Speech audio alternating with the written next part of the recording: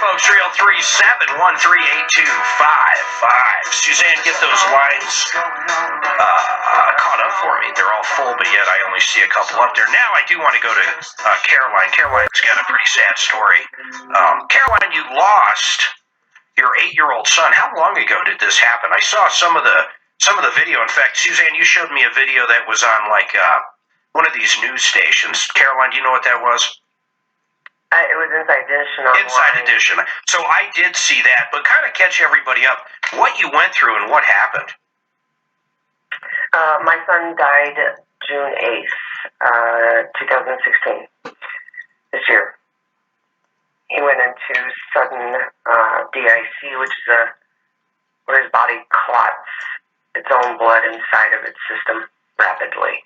Wow. And a lot of this happened because he took the wrong dosage of a medication, if I'm understanding it right.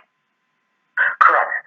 On October 31st, Good Day Pharmacy on Boise Avenue in Loveland, Colorado, compounded his liquid Clonidine in 1,000 times the concentration. Oh my goodness. And for people that don't know what a compounded or a compound pharmacy is, they actually mix different drugs together, correct? Yes, they usually mix the drugs together because they're not available in the dosage manufactured by the pharmaceutical companies. So what was your son's name?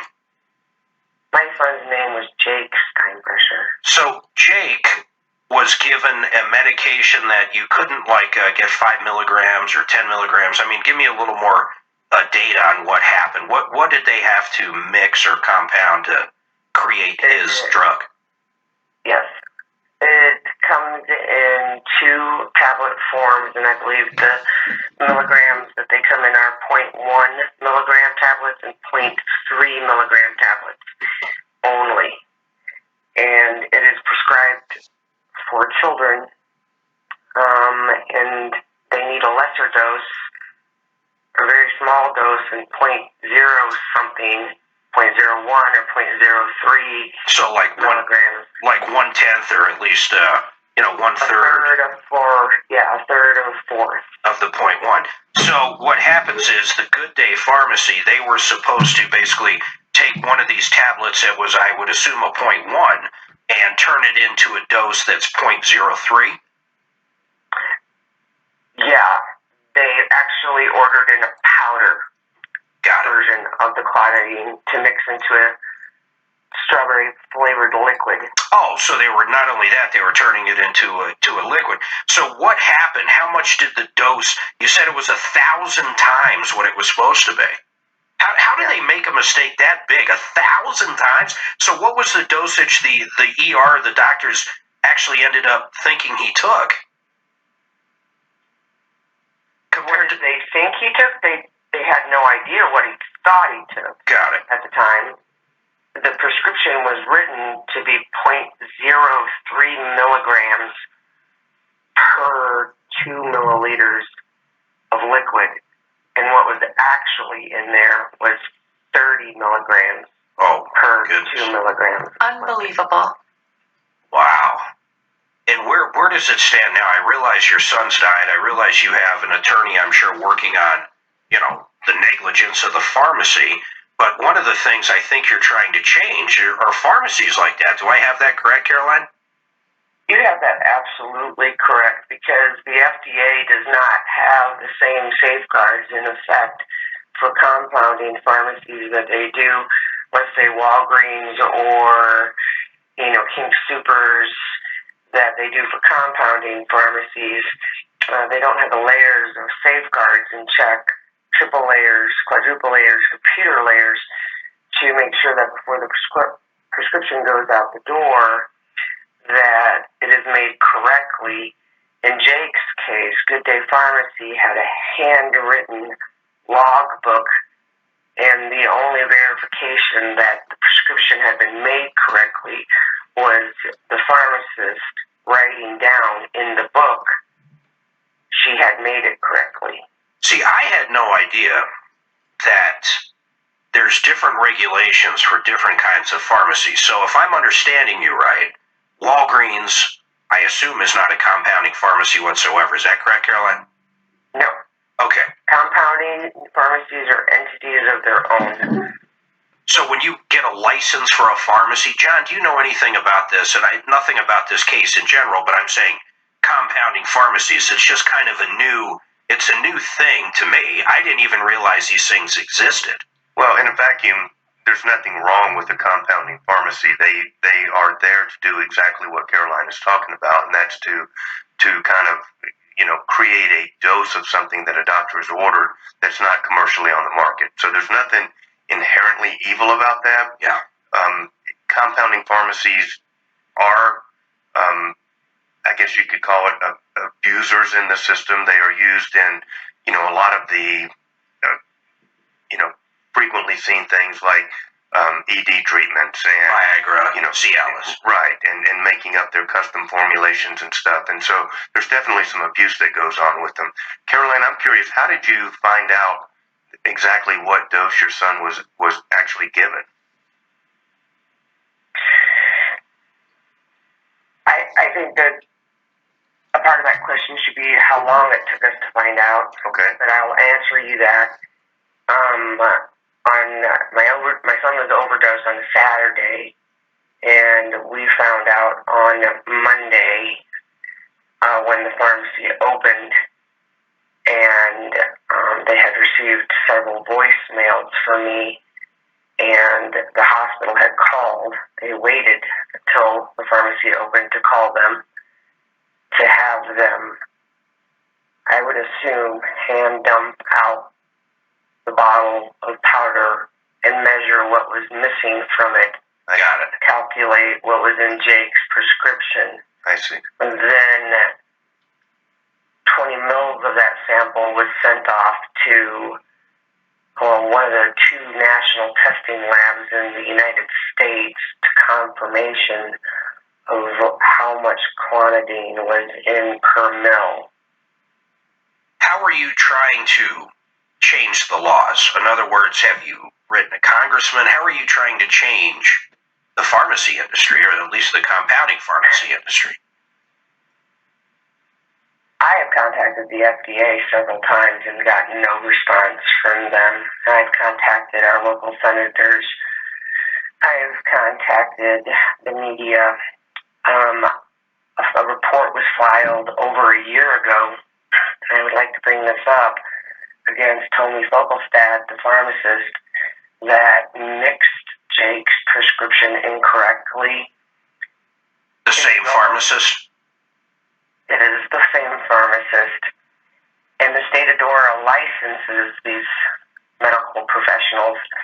And if you look as of today, her license still is active with no disciplinary action, which is quite frightening that a medical professional isn't suspended temporarily pending an investigation as to why 1,000 times an error would occur, what was going on with this medical professional psychologically, emotionally. I didn't realize there was no suspension when there's at least to look into it when there's a massive error like that. Even a doctor might have to, sit back a little bit. I know an attorney, you guys can get suspended, John, and while they're doing an investigation. Do you find it hard to believe there's no investigation into it? If there is an investigation going on, though, right, Caroline?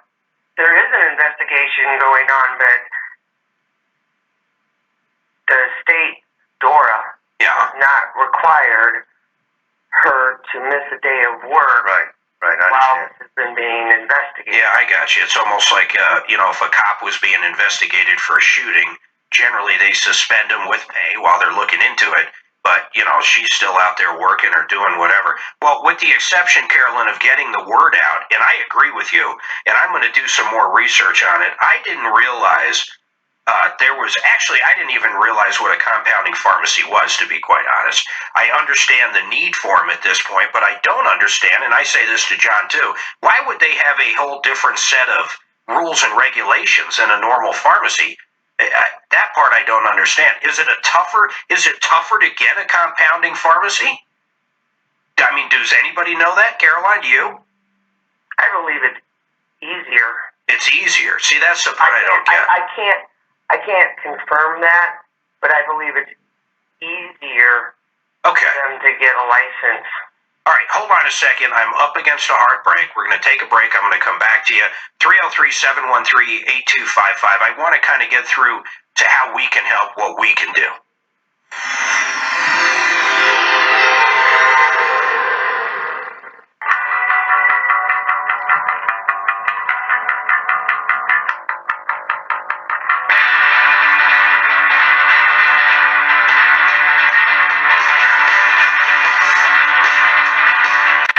All right, folks, 303-713-8255. I want to get back to Carolyn really quick here. Carolyn, I cannot, from everybody here at the Troubleshooter Network, I am so sorry that Jake's gone. And I kind of like your cause, and I have not learned much about it. I didn't realize about compounding pharmacies. John's actually told me a lot over the break. It's just an amazing thing, and I agree with you 100%, and I'd like to know what we can do to help. I guess I don't get it. You make a mistake to this degree, I am surprised this person is still mixing medicine, to put it bluntly, and I don't know how to fix that, but what can I do to help you? I think that's part of the problem is the awareness of it, because more people need to be aware that, the medical professionals are not being monitored as closely as they should be. No, in this case, I couldn't agree more with you. I am absolutely surprised that the same pharmacist twice now that at least that you've told me about has made, and it was the first one a critical error? I'm sorry. No. She made it only one time. Okay. Because after my son overdosed, we never put him on that drug again. Yeah. Ever. I don't know how many other mistakes have been made. There have been other mistakes made at that particular pharmacy. You can find the reviews on Yelp. So there's been other mistakes that have been made at that Good Day Pharmacy. I have reached out to Dora, our regulatory agents, almost monthly, asking why nothing has been done. Why is she still active with a license? Yeah. I reached out to the FDA. I reached out to the federal government, asking that we need to have, tighter regulations and compounding pharmacies. Yeah. I'm talking to dead air. Nobody will respond back to me. I get you. Hold on. Chris has a comment on this real quick. Chris, what's your comment? I'm from Michigan. I remember a couple of years ago, about 4 or 5 years, 6 years ago. I'm not sure how big it was in the news over here, but on the East Coast, there was a big issue with a compounding facility that had mold and a bunch of a really not really clean working environment. It had multiple violations, and it was actually these student athletes were getting these injections like cortisone and actually getting meningitis and a bunch of stuff. But this facility had a bunch of violations, but it just took forever to shut it down. And did it finally get shut down? No, it's under Wikipedia, and 64 people died in 1 month. From this one that Chris is talking about? From the one that Chris is talking about right now. It happened in 2012. 800 individuals became sick, and 64 people died in September 2012. Chris, how long did it take to shut it down? As far as I know, they raided the facility within a few months or a few weeks, but they only went after individuals. I remember hearing about it, the change, the infrastructure within the FDA to get these things more regulated was a giant pain. It was just easier to go after the individual facility. And that's what they did. I remember hearing is they just went after the individuals at the facility and they just kind of disappeared. Well, folks, they just, as far as changing it, they kind of just. According to what I'm reading, that pharmacy was cited, but it was not shut down. Well, yeah, I mean, if any pharmacy should have been shut down, my goodness, you would sure think that one is. Chris, I appreciate that. Carolyn, you have a web address that'll help people out. Suzanne, what is it? Give the address out a few times, please. And is this like a FundMe site as well, or what is it, Caroline? No. Jake has an awareness site, and that is, and I'm sorry, our last name is long, but it's important to me. and it's the Steinbrecher site, www.steinbrechersite.com. Spell it. And www.steinb as in boy, RECHERSITE.com. And that really lays out the timeline of events, starting with the overdose and leading up until prior to Jake's death. The videos are on there. I got to tell you, folks, these videos are heart-wrenching. I mean, heart-wrenching. When that poor kid, Jake's in the hospital, I mean, I don't even want to get into it, Caroline, because I can't even think about it here. So once again, folks, check it out, get educated on it. So hopefully at best it doesn't happen to anybody else, but it's www.steinbrechersite.com. STEINBRECHERSITE.com. Caroline, I appreciate you coming on and telling everybody your story. I appreciate you helping me. Anytime. And folks, please get out there and get educated. And if anything, you got to see these videos, what this poor kid went through because of this pharmacist. It was horrible to watch. I couldn't watch that. I watched one of them. I was almost crying. Well, I think someone in our office actually was crying. All right, folks, 303-713-8255. It's hard to change paces like this, but I'm forced to. I am a professional. I will get on with the show. It's kind of the way it goes. Yes, who do you want me to go to?